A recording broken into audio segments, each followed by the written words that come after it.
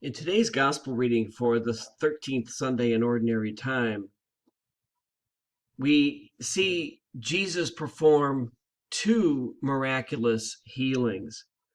One involves the woman who has had an issue of blood for several years and she is cured. The second involves the raising of the daughter of Jairus, a synagogue official. The daughter has died. Jesus raises her.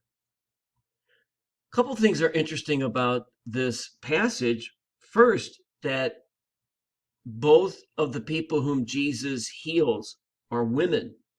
Second, that one of the two women is actually ritually impure. Uh, for her to have touched him would have been a violation of the purity codes.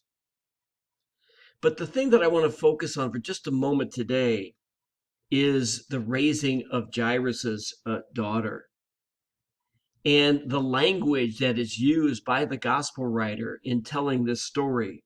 When he says that the girl arose, he uses the word in Greek, egerin. That is the same Greek word that is used to describe Jesus' resurrection, Jesus coming back from death.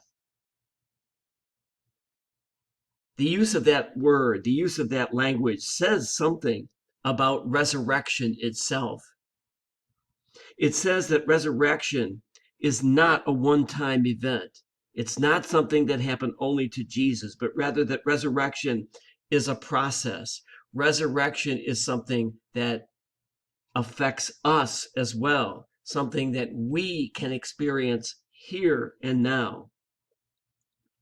In our lives, we are called to die and rise again over and over. We are called to die to whatever holds us back from realizing the image of God within us. We are called to die to those things that make us less than the person God made us to be. And when we manage those things, when we overcome those things, we, like Jairus' daughter, rise to new life.